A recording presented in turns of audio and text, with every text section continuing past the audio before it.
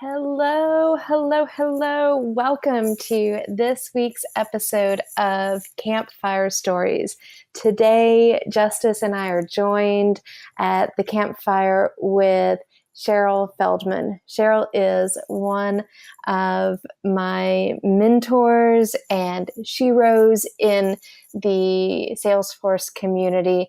And I'm so excited that we made the time to be able to sit down and chat with her. We did talk an awful lot, so I don't want to spend too much time on this introduction. Let's just jump right in to the episode. I hope that you enjoy hearing our conversation as much as we enjoyed having it. Let's welcome Cheryl Feldman. Cheryl, welcome to the Salesforce Campfires podcast. I can't tell you how excited Stacy and I are to have a Salesforce MVP on the podcast, and the breadth of experience that you have and just perspective given your unique journey. Obviously, everybody in the community has a unique journey, but really interested, even for myself. We met at Midwest Dreaming, but I don't even know the full story. I think we've all in the community seen moments in time within the Cheryl Feldman story, but I guess jumping right in, maybe could you give us some insight onto, when did it start, and just let's go from there, I guess. Sure. Well, thank you so much for inviting me. I love to do podcasts like this because I really feels like I can definitely connect with people in a different way. So, and I love, the idea of, people sharing their stories. And I really like what you have been doing on your podcast with, sharing people's stories in the community. But to answer your question, so I've been working on the platform for almost 14 years now. Wow. And so I've been around for almost a decade and a half, as Geraldine Gray pointed out to me on a webinar. Wow. It's like, oh my God. Like forever. So I guess I can't lie and tell people I'm 29 anymore. And you're still so young, right? How does that work? So I started with Salesforce and I was working as a secretary, and I had been working on doing a lot of reporting for the company. And I was working for a large healthcare company, and I was working for the VP of manufacturing and operations. And one of the things that fell under him was metrics around customer service, ship time, cost of sales, cost of goods sold, all the things manufacturing companies want to know. And everything sat in different databases. And one day I walked into his office in 2004 and said, wouldn't it be great if all this stuff was in one system and we could just build reports? And he said, we're getting this thing called Salesforce. You should be on that project. And that's how my Salesforce journey kickstarted. And I didn't know what Salesforce was, what that meant. We hired a big consulting firm to help us implement. And I remember logging in the first time and doing some configuration. I was like, oh my God, this is amazing, because in our previous databases, we have some were built on Access, some were homegrown things, some were these like cube things, which I don't even know what that was, but I learned how to build reports out of them. And I would have to contact IT, and then there would always be like a 3 to 4, even 6-week wait to get like a column added, which is essentially a field. And, if there was, God forbid, another object, that was like definitely a 6-month wait. And, just seeing how quickly I was able to do things. So that's kind of when I really became interested and really was like, oh my God, this is so cool. And, back in, I remember when checkboxes came out. So just to give you some, before custom objects, me and Jennifer Shear, some people may know her as Jennifer Wobster, but she's gotten married. Her and I have been around. We actually met in 2006. So if you want to talk to another person that's been around for even longer than I have, she's a great person to talk to. And I think as far as getting involved in the community, it really started with, I had a different boss after working on Salesforce for about a year in like 2005, who was very demanding. And he was asking stuff of me I just didn't know how to do, because I never had any formal admin training, at least at that point. I did get some in 2005. Erica Cool actually ran the admin training at Yay, that time. Erica. So Cool kids. yeah. So yeah, so and I somehow found out about the user group in New York. I don't remember how, but somebody said maybe somebody there can help you. And actually I'll send it to you guys. I have this blog post about this, and I was really frustrated because I couldn't get a formula to work and something else wasn't working, and I was just getting, my boss was getting very frustrated with me. I was getting frustrated with Salesforce, and I didn't really understand why things weren't working the way they should be, or at least the way I thought they should be. And I met this really nice guy with long hair who seemed really cool. He knew a lot about Salesforce. And he sat with me for about an hour after the meeting and walked me through is pick val and how to use it in formulas properly, how to use or statements and statements and the difference and just stuff. I really wasn't like an Excel guru, so it wasn't like I really knew how to write formulas that well in Excel. I knew basics, but this was like a totally different realm for me. And he took the time. And I remember I actually, before that meeting, took out $200 from my bank account at an ATM near where the meeting was, because I thought I was going to have to pay somebody to help me, because I felt like it was an investment in my career. I remember like asking him like, oh, how much like do you charge? Like that time he was a consultant. I didn't really know. And he goes, no, just pay it forward. And that was the person who actually helped me is Michael Farrington. So I don't know if either one of you know him, but yeah, so Michael's originally from New York, even though he was living in Vegas. Now he's in Texas, I believe now, but he's actually originally from New York. And he actually was one of the original kind of, founders of the New York City community. And he kind of was the first one that kind of gave me this glimmer into what being part of a community is about. And Nice. He was always, somebody that I definitely feel like I could call or somebody I could talk to. He was, and I tweeted about this the other day, he was my first Salesforce friend, like somebody that knew what I was talking about, because at that time, there just weren't a lot of people. Mm-hmm. And I think that's how I first got involved in what we know today as like the Ohana or the community, or, and it's just massive now, but it used to be this little tiny thing. And It was this little tiny thing of really amazing people willing to share their knowledge. And that's always something that, even when I learn stuff now or when I make mistakes, I really try to share it and share in a way that's helpful, because I want to help somebody else. I want to help the next person that's maybe doing something, or the next person that's going to run across this issue, or the next person that's going to make this dumb mistake that I just did. So I really like to share things like that, because I feel like we can all learn from each other. And I still, even 14 years in, I still learn stuff, all the time. Or, maybe, for a long time I was in technology, so I wasn't super involved on the reporting side of things. And now I've gotten back into that, and I'm relearning like reports and dashboards, I feel like. And there's so many, I feel like newer admins who do this all the time, and I just haven't had to do it. I've been more like designing integrations and, how should we build our Lightning components to work in mobile, things like that. And now that I'm back more in the analytics piece right now, I'm like, wow, I haven't touched this stuff in ages. And it's almost like you have to relearn stuff sometimes. And I think that's even where the community can be really helpful, because maybe in your day job, you're not using, some of the features, but then all of a sudden, a couple years later, now you have to use some of those features. And that's where, the community and Trailhead and all sorts of other things become really helpful. Yeah, that's so cool. And I know there's been tweets, Sophia tweeted the other day about, leading up to Valentine's Day, asking about, to give shout outs to various people. And I'm assuming that was when you gave the shout out to Michael Farrington, being your first Salesforce friend. And you were my first Salesforce friend. So we've had some great guests on our podcast, and we will have many, many more. But I have been super excited about this one. From the time that Justice and I said, we got to get Cheryl on the podcast, until now it's actually happening. Because you were my first community friend. And I even, I spoke at Dreamforce this past November, and it was one of the things in my story that I shared. It wasn't just, I don't know, there's so many different layers to it, but that I met you virtually through the financial services user group.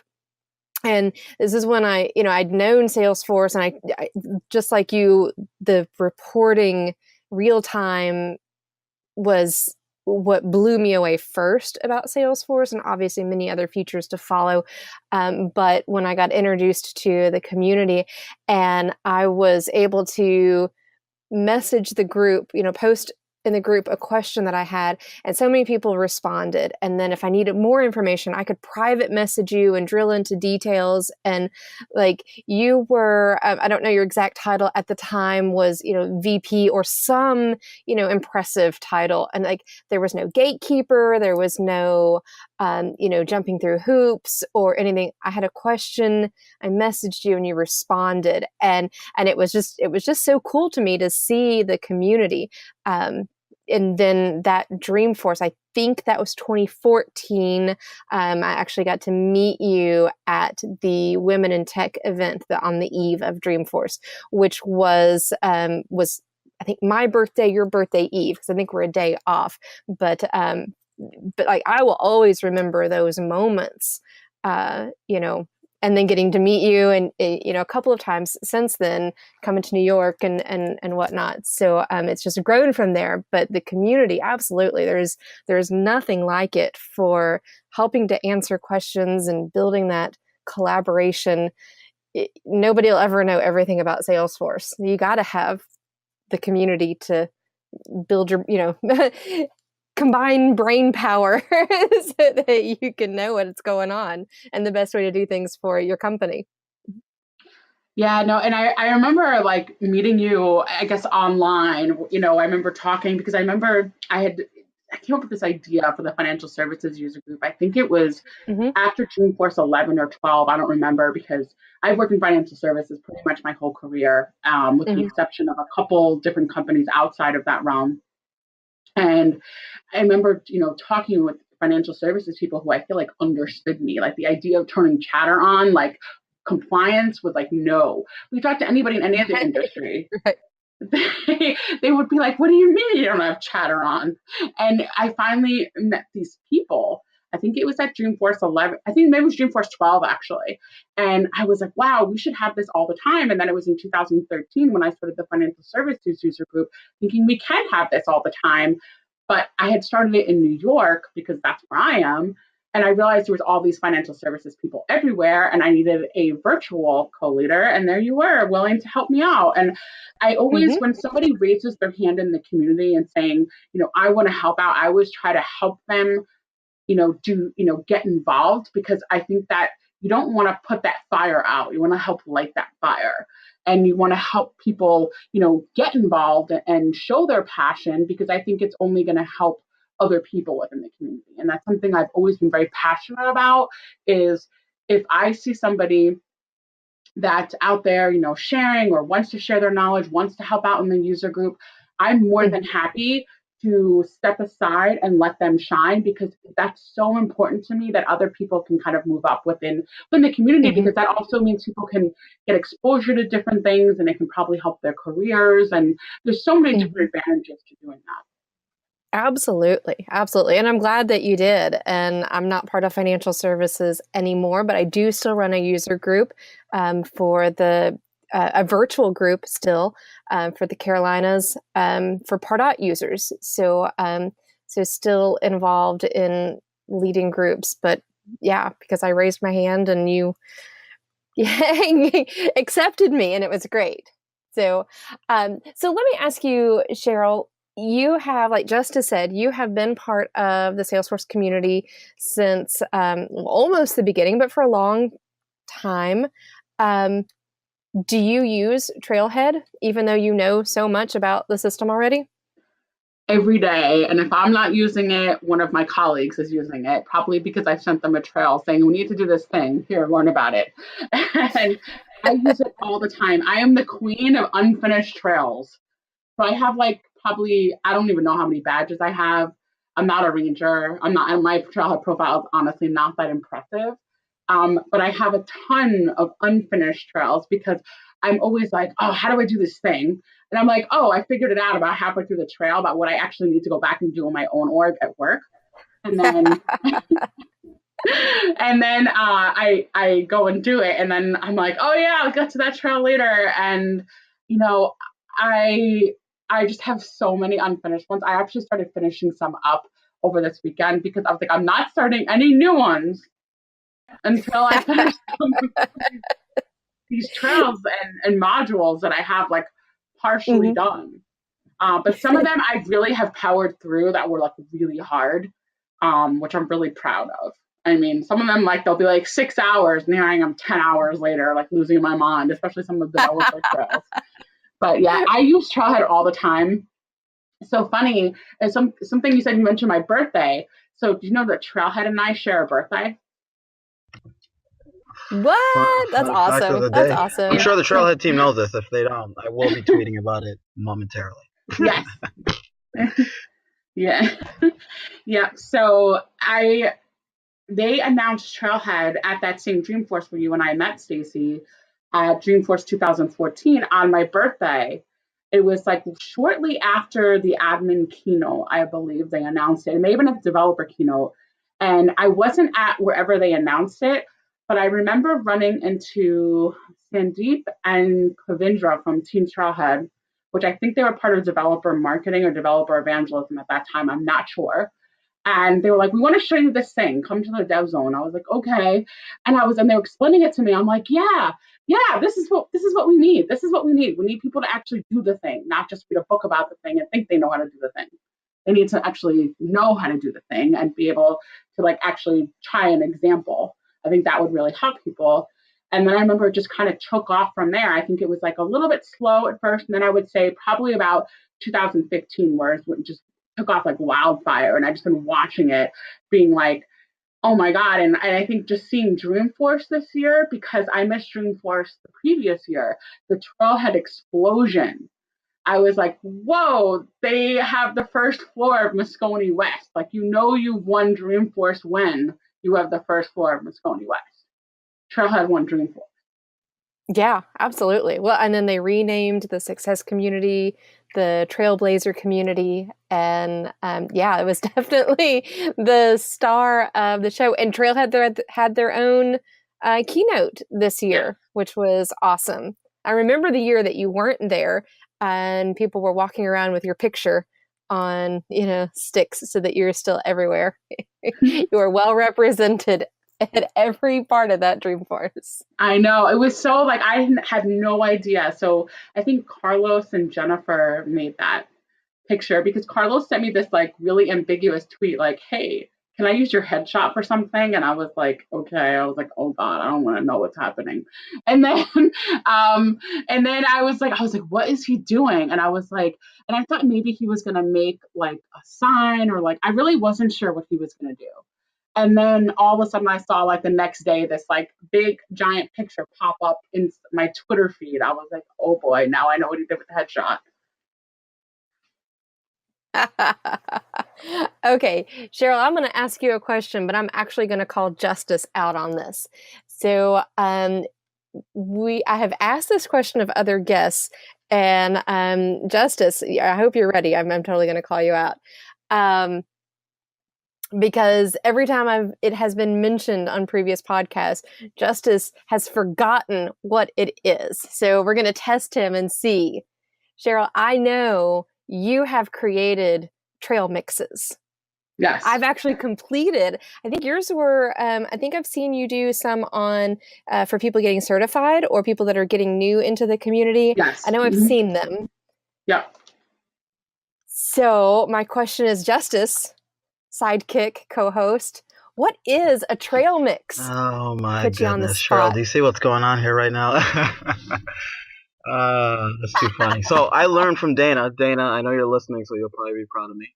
A trail mix is a combination of trail modules put together around specific content that you are trying to tailor around the learning experience that will be received from that particular trail mix. So if you're trying to onboard new employees to your organization, there's a series of trailhead modules that can be taken that fall within various quadrants, from the business user to maybe the administrator, that you can put into a trail mix, package it up nicely, bow tie it, and share it with the community, with the individuals that are onboarding, or just a fellow Salesforce community Ohana.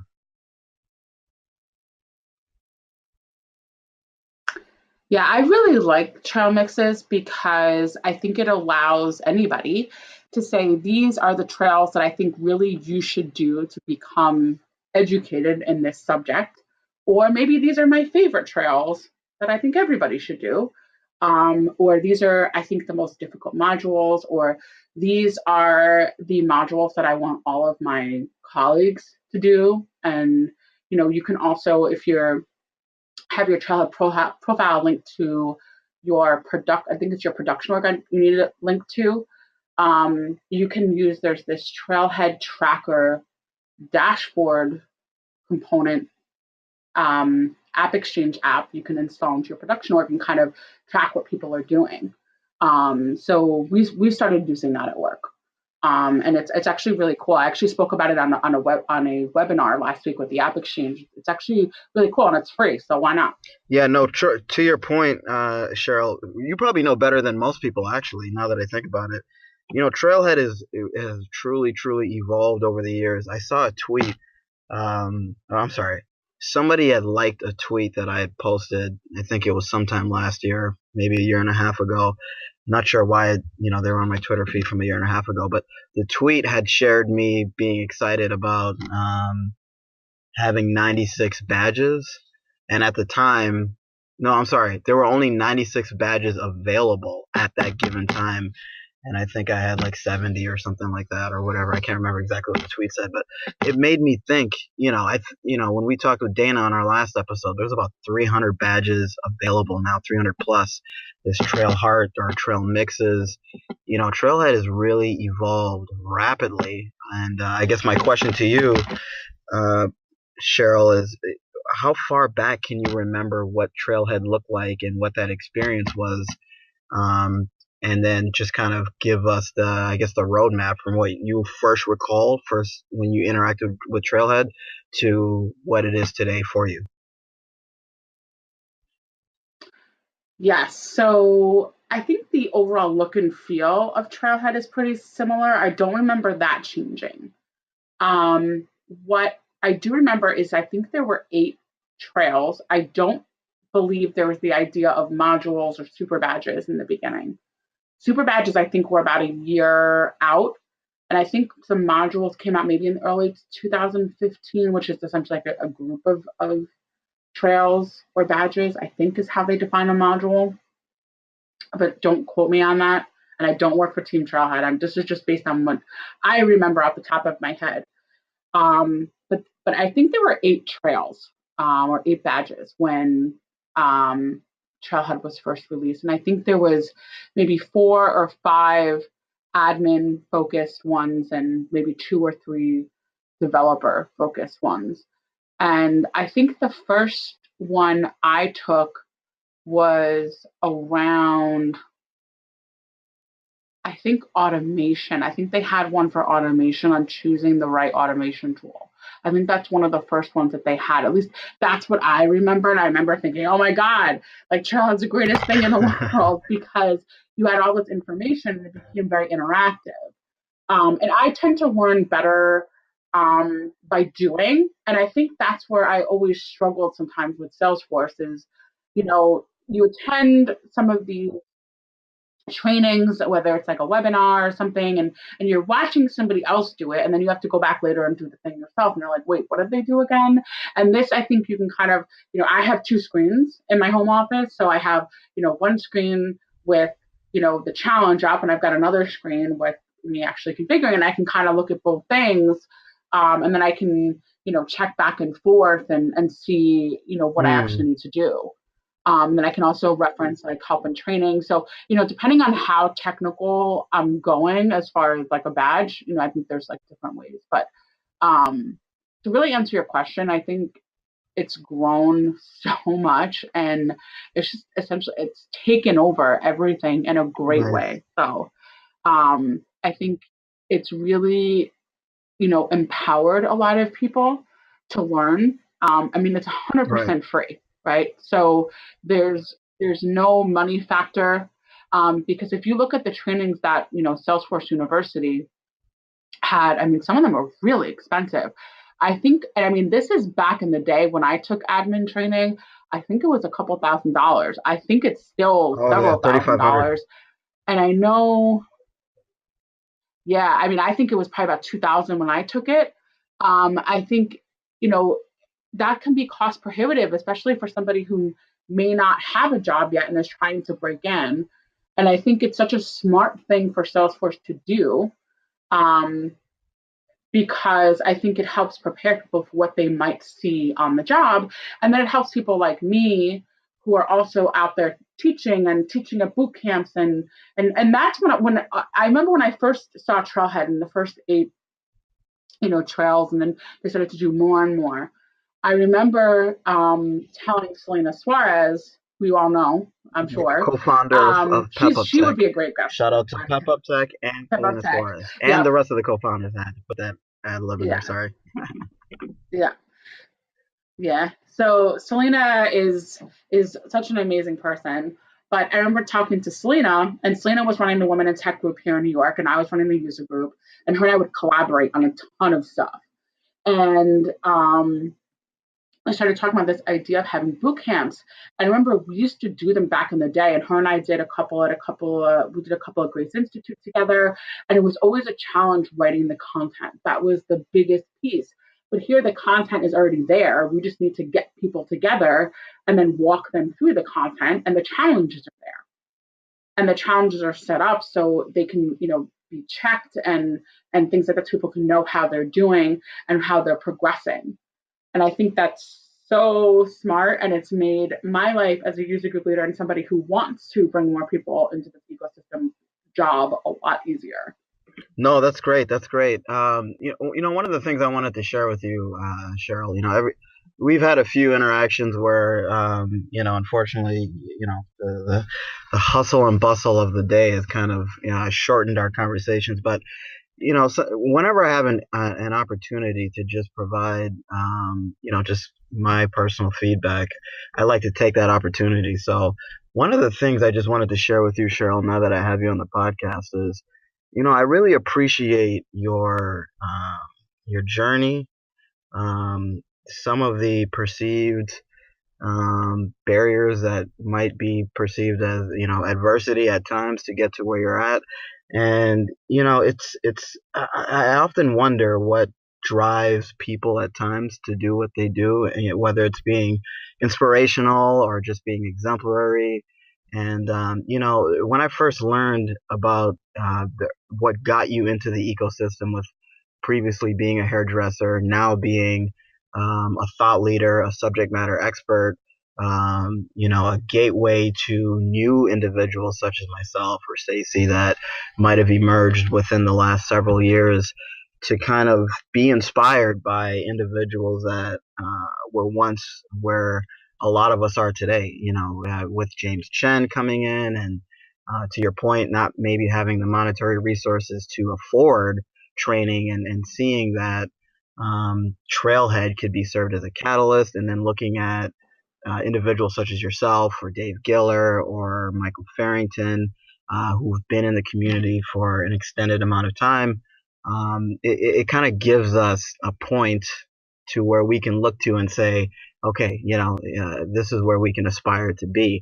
I guess my question for you, Cheryl, is um, what what is it that drives you to continue to give back? Because with Stacy sharing, like, she's a user group leader, there's a level of effort and time that is required to even be able to give back in the ways that you do, Cheryl, consistently. So what is it that drives you? Is it being that exemplary leader because of where you came from, or do you truly just find energy and fulfillment in helping others? I think it's a few things. I don't think it's actually one thing. So me personally, and I think some people are shocked, I think, sometimes when they hear this. I don't know why, but I'm a very person that's just driven by both, I have a competitive nature as well as I'm driven by, financial things. I'm always, looking to better myself and help better others and help people put themselves in a better financial situation. And I think definitely, Salesforce has definitely helped me do that. And so I think I'm driven that way, but not in a way where I want to have all the wealth to myself, but it's like I want to be more successful. I can't be more successful without people to do the role I was doing while I move into the next role. So it is to my benefit in my career to move to the next level that there are other people trained and ready to go to take my previous role and to move up themselves. And I think if once we kind of curate that kind of methodology, and I'm trying to think how to put this. I'm not sure if I'm putting this correctly. If we can kind of curate that methodology within the community, and I think we've done a good job of that in the New York City user group. It's never seen as, oh, there's all these people learning the same thing or learning these skills that I have and I won't be paid as much money. No, because companies are getting so advanced and more companies every day, at least here in New York City. I think it's a phenomenon worldwide, are signing on to Salesforce, are doing different things with Salesforce. Every time Salesforce releases new products, there's something else they need their Salesforce admins and developers to know and do, people to manage it, people to own it, to support it, to do all these things, and that's how we grow. Right. And I think that's what definitely drives me, because I like to grow. I am driven at work by innovation. If I'm not innovating, I'm dying. That's what I always tell people. I like to work on very innovative, new, difficult projects. I don't like simple things. And I like things that are very, very challenging. And that's what drives me career-wise. And I think, in a way that kind of helps me within the community, because I've done things that people haven't necessarily done before. And then I can help other people kind of get over the hump. I also, like sharing my knowledge, and I like learning from other people. I just like connecting with people. I think there's a lot of different reasons, fundamentally, that I like doing it. It is a decent amount of time. I wouldn't say it's like a huge amount of time that I spend. It's definitely, I would say, a few hours every week. I mean, it does add up, but I feel like it's very worthwhile hours, because I think it's helped me and it's helped so many other people that, it's something I'll probably continue doing for a very long time. And I think, also I have this saying that I always tell people: if you take something out, you have to put something back. If I'm getting ready to hire, or I'm going to hire something, take resources, do something out of the community here in New York City, I need to prepare to put something back in. So if, let's say, I'm going to hire somebody this year, potentially that might happen, I'm going to be taking somebody from the community out of either a current role or out of the pool. There's a lot of people doing Salesforce here, but there's so many companies and so many open jobs. I need to be able to help, put stuff back in. And that's where I feel like programs like Pep Up Tech are super important here in New York, because we can constantly keep that pool of resources growing. And it's been extremely, extremely successful. And that's kind of, I think, where Selena and I see things very similarly, because we're both trying to build this pool of talent for, I think, somewhat different fundamental, Selena is very mission driven, where I'm very like competitive innovation driven, but at the same intersect at the same goal of having this great talent in New York, if that makes sense. I hope that made sense. Made I hope I complete didn't sense, ramble on. Cheryl, and I really appreciate you giving No. that sort of context, and then relating it to an example in the form of Pep Up Tech, and you saying, I actually wrote it down, if you take something out, put something back. So I really appreciate you breaking that down for me.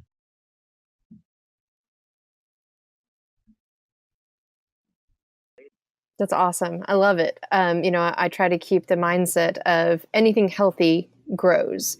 And that's obviously rooted, pun intended, in my flowers, plants. If they're healthy, they're going to be, adding new branches and flowers and whatnot. But it's also true for, relationships and your profession. Like there's, you should always be growing in your role. And you're absolutely right, Cheryl. You can't grow, or you're less likely to be able to grow if there's not somebody ready to fill your shoes. Plus, if you get promoted, you want to make sure that the people that are doing your job after you are doing a good job, so that you don't have messes that you're trying to clean up as the next level up, right?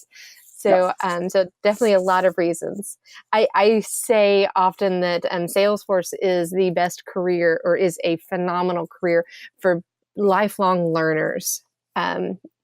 Such as it sounds like you're one of those, because there are 3 releases every year, plus acquisitions happening, and the Salesforce platform continues to expand and enhance. So there's always something new to learn, which is why I love that even those of us that have been on Salesforce, I just group myself with you. You've been on the system much longer than me, but those who have been on Salesforce for a while, you've got your certifications, you've got the experience, but there's still things to learn, whether it's a refresher of analytics or something new that you haven't had a chance to use yet. Maybe you switch companies and your previous company didn't use that feature, but your new one does. So I love that Trailhead and the community are available.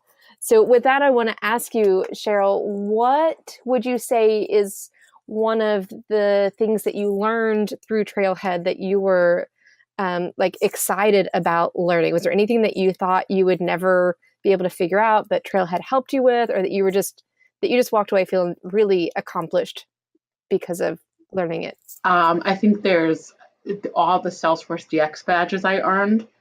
Man, that was a labor of love, and a labor of love that was helped by the community, because I was like, what the heck is CLI?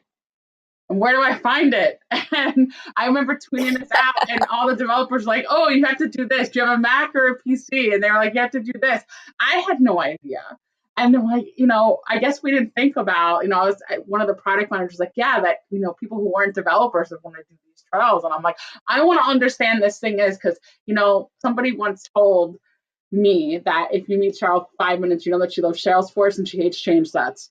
So, and I was like, if this thing is replacing change sets, I want to know everything about it and how it's supposed to help my life, so I can tell my developers I need to do it. So it took me, I think they said it was 6 hours, I think, for the 4 or 5 badges to finish all them, at least when I took them. It's been a few months. I think I did it over the summer. And I remember, thinking, I was like, man, this is so hard. But, there's so many people in the community that were willing to help me. Like Wade Wagner, who's like super important at Salesforce. Like, I don't know, he's like super high up. Like he's in charge of all He's like also unbelievably intelligent. Things like DX and a bunch of. He is, and he's a super nice guy. He was like responding to me on Twitter and like explaining stuff to me, and I'm like, what does this mean? And because I just have there's some things where I'm just clueless. I just have no idea. And, it's really great that, and all these people from the community were jumping in and messaging me. They're like, oh, don't forget about this, and we need to do this, because I just have not been exposed to CLI before, which is how you use DX. And I was able to successfully earn all my badges, and I'm able to talk intelligently about what DX is and why, admins should know what it is, and why developers may want to look at doing these types of processes in their deployment processes. And I think I learned so much during, I think, not only from like a technical standpoint, but I felt so accomplished, because I was like, here I am, somebody who would not consider herself a developer at all. And yes, I had to have some help, but I got through those badges. It took me, I want to say, about 10 or 11 hours. With like a trip to the grocery store in between some of the badges. But I think I started at like 9 a.m. on a Saturday, and I think I finished like maybe like 10 or 11 p.m. on a Saturday. They were definitely a beast for me, but I'm like super proud that I did it. because I know there's developer ones I've started and I've just gotten frustrated and I gave up. And I think because it'll say like advanced developer, I'm like, well, how advanced do you really need to be? I'm like, clearly very advanced. And some of them I've got through. Like I've done a lot of the lightning components ones as well, which is super important for what I do at work, for me to understand everything about lightning components. And that one, those were hard for me too, because they really start with, and they're intermediate developer, I believe, and they start with you having a basis of understanding of not only Apex and Visual Force, but of like HTML and JavaScript, which I have some light Visual Force and I can kind of read, I can pretty much read Apex to figure out what it's doing. But, I've done very light HTML and I was like, well, how do I make this? Because it was like one we had to make like a campfire list. I'm like, well, how do I make it show in a list? And I was like, oh, you have to put HTML tags. I'm like, oh. And I guess there's a lot of assumptions there that people who are doing these things already know how to write this type of code. So, but I mean, there's really awesome people in the community who I know that are really good developers that can always be like, what does this mean? So would you say that those badges where you've accomplished so much that, you're not a developer, but you're doing development badges. So would you say that those are your favorite badges, or is there one badge in particular that stands out as maybe it wasn't something new that you learned, but... I think that's a tough one. I have so many that I really like. I actually started creating a trail mix. I have to finish it up, like Cheryl's favorite badges. There's stuff on BA, on Agile. Those are all things that I talk about all the time. The quality ones. I mean, it's really, really, really hard for me to pick one. But I would say if I had to pick one, it would probably be...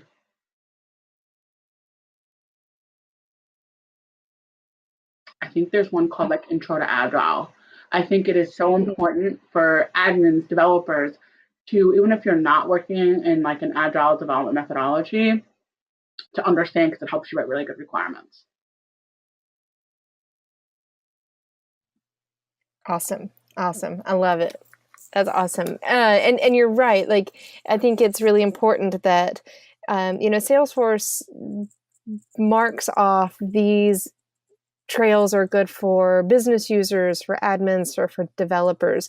But I think it's important for people of all groups to understand what the other group is doing. An admin needs to be able to communicate to the developers, right? But developers likewise need to understand when you can not do code and just do the declarative work. So I think they obviously need to know the admin capabilities. So it definitely requires you may not be able to do everything, but to at least have an understanding of, what's possible for the other role. So I think it's great that, Trailhead allows you to get a little glimpse into that. I don't have the time or the finances to take a computer sciences class or get a degree in that just to be able to understand the basics of coding, but I can do a trail here and there and get enough of an understanding to be able to communicate, to speak intelligently with developers. And I think there's also something I wanted to touch on since we're talking about Trailhead, and that's the fact that if you earn X amount of badges, or you have this amount of badges, it means you're qualified for X job. Maybe. But just because you have a college degree, does that mean you're qualified for a Y job? Maybe. Maybe you're not. Maybe you don't have a degree, but you're super qualified. I think it's just another way to, sense what somebody knows and what they don't know. But I think that, I've seen a lot of maybe tweets and blog posts around, oh, if you have, I can help you get this many badges or this many things, and you're guaranteed to make X amount of dollars a year. That's not true, right? So I think it's like anything else, where it's a tool to help you achieve whatever your goals are, but you still need to have other skills. You still need to, Trailhead will never replace true work experience. Trailhead will never replace knowing how to work on a team. And you can read about those things and do a badge about those things, But until you actually do it, it's hard to say that you could learn everything you need to know just from Trailhead or just from getting a certification. So I really want to emphasize to people, work experience is also super important. And I think as somebody who does hire people, I'm always looking at what kind of Trailhead badges they do, what kind of questions they're answering and asking in the community. If they're not involved in any of those things, they may be extremely smart and have the right qualifications, maybe certifications and really advanced degrees. But I think having the passion to go out into the community and answer questions, ask questions, be involved, be present is also something I think is really important. So I think there's a balance there. But I just wanted to make sure that people think about that you can apply, even if your work experience is not Salesforce related, even if you're working in retail, or maybe you're working as a teller in a bank, or maybe you're doing whatever it is you're doing, right? That work experience is also going to help you be a Salesforce administrator or a developer or whatever it is that you want to do within the ecosystem. But I just think that work experience is actually very, very, very important. Yeah, that's a good point. And I know some of our previous guests, Dana Hall last week mentioned about being able to use Trailhead as your digital resume.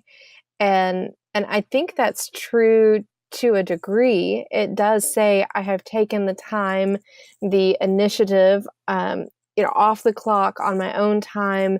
I've chosen to go after and learn these skills, but that still everything in balance. It needs to be combined with actual experience. But there is a balance of it, because how do you get experience if you don't have experience? So there are entry level and junior admin positions and so forth out there as well.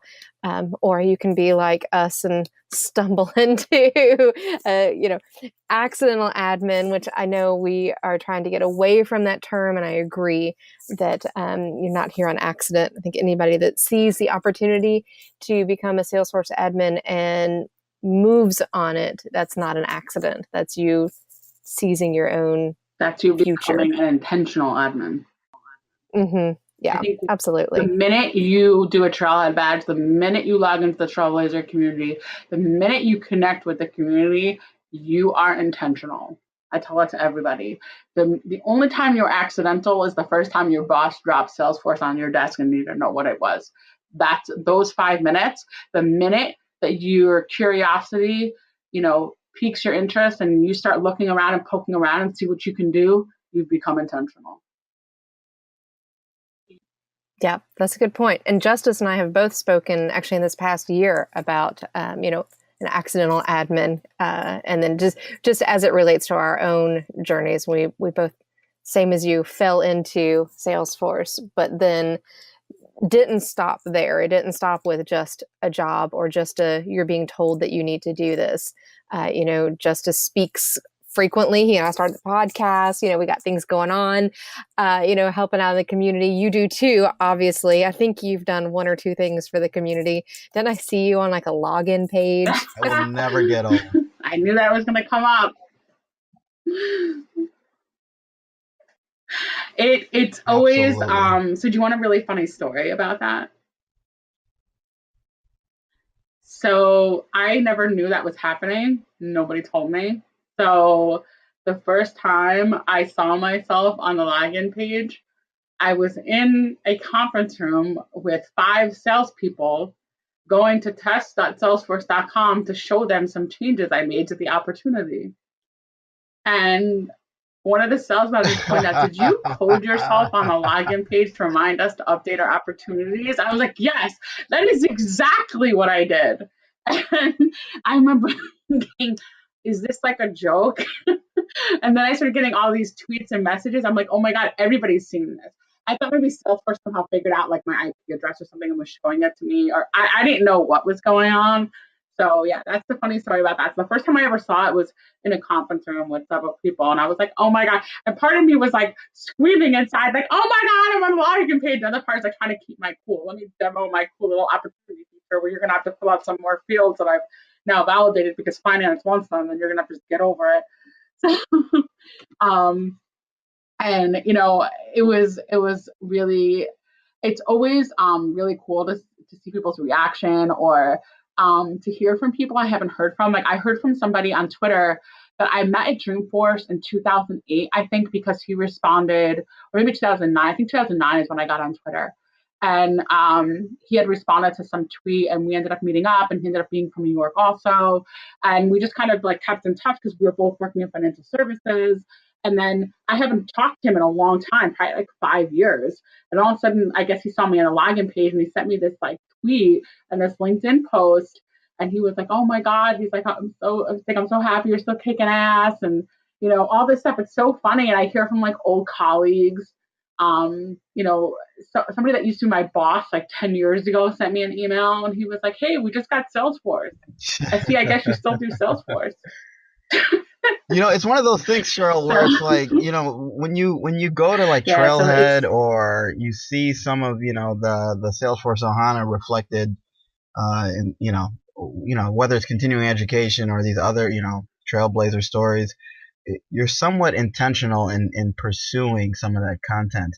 But all of us log in to Salesforce. So to your point, you might be in a conference room with 5, maybe 20 people, and you're logging into Salesforce to demo some functionality, or whatever data you want to represent or illustrate in your meeting for the cadence of whatever the meeting might be. But as you're going into the login, there you are. So it's pretty cool. It's pretty cool. So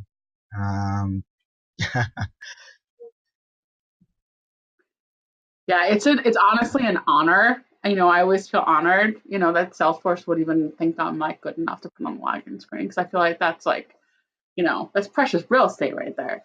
So the fact that I'm on there, I mean, it's always I'm always like humbled and honored. And I think I still like, even sometimes I don't see it for a while, and then I'll see it, I'll be like, "Hey, that's me."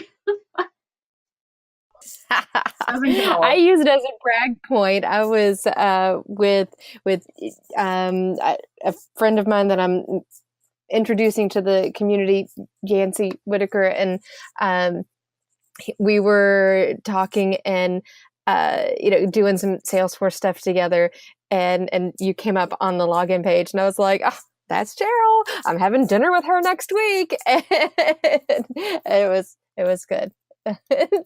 So you're humbled by it. I get all excited and use it as a brag point, but Yeah, and I always tell people, I'm like, listen, I'm just the same as you. I'm just at some schmuck at some company figuring out my formula field doesn't work. So, I don't have any more superpowers than anybody else. That's true, except, well, you kind of do, because you've got the connections in the community. You've built and maintained the connections. So not that it's exclusive to you, anybody can have those, but the community is your superpower, I would say. To an extent, I think. But, I don't really, tend to think of myself as different than anybody else. But yeah, I mean, it's honestly, it's super cool though. And I think it's super cool that they feature like real people. Like, and that's what I really like about what they've done with, Trailhead and the keynotes and Dreamforce. And they're not featuring, I mean, they are featuring executives, but they're featuring like real people, like people that you and I know. And that's like, because I think like sometimes when you read like companies, like, when you go on some other company's website, they're like, "Hear from the CEO of blah, blah, blah company." And they're like, "Yeah, that guy's relatable. Like, I just read that he made $65 million last year. Like, that's not relatable to me, right?" Right. But then you see on the Salesforce website, like, here's this person who's a Salesforce admin who's become successful and, whatever. And, or somebody who's become a developer, built a career in tech, who doesn't have a tech background. I'm like, wow, these people are like super relatable. People could be me. And I always feel very inspired by that when I read other people's stories. So I'm like, oh, I know somebody like this. Like, and I'm always sending people like different stories. And I'm like, hey, see, you could do Salesforce too. This person does what you do now, used to do what you do now. You totally do it. Right. And then that brings us right back to Trailhead. And, anybody can do this because it is free and it is, available to anyone with internet access. You can get on Trailhead and you can learn Salesforce. Yep, that's true. Awesome. Very cool. Well, Justice, Oh I'm so no. sorry that Cheryl and I No, talked you so know much. what? I One of feel the like you things barely got a I've word been in this episode. wanting to do to get better at is to just listen. I already talk a lot, so this I really wanted to hear Cheryl, and obviously you guys know each other from early on, so I just wanted to listen. But I'm a huge Cheryl Feldman fan. Cheryl, you know this, but I just need to put that out there. But yeah, it was of all the individuals we spoke about, Stacy, in terms of who we want to interview, Cheryl's name was right up there, with several other people at the top of the list. So I'm glad. Mm-hmm. You guys are making me blush. Thank you. Yeah. I mean, it's a long list. I'm not going to lie. There's so many great stories out there. We wanted to talk to everybody. Like, we want to hear everyone's story. So every week we're always trying to narrow the list. And oh my goodness, we want to hear everyone's story. So I do thank you for taking the time. And you guys won't know this when you're listening to to the episode being aired, but it's actually pretty late in the evening. And Cheryl told me before we started recording that she just got home from work, grabbed a very quick bite, and then jumped on this recording with us. So thank you for basically staying after hours to do extra Salesforce community stuff for others. We really appreciate hearing from you, hearing the stories of Cheryl and Salesforce early on, the beginning of Trailhead, and your journey through it all. It's been my pleasure, and I'm happy to do it. And I'm also excited that you're sharing all these stories, because I tell everybody, share your story. People ask me, how did I get in the login page? I don't really know. I don't really know exactly how that happened, but I'm going to tell you it has something to do with this blog post I wrote in like 2000, very beginning of 2014. So it's about 4 years old now, and it's exactly the quote that I say on the line. The best thing I built on Salesforce, my career, 100% true. But it's and it's and I'll send it to. I don't know if either one of you have read my original post. I'll send it over to you, and that's I think because I shared that post and I told my story, which I didn't tell for a long time. I think it's really important that people share their story. When people ask me, what should I do? I don't know what to write about. I don't know how to contribute.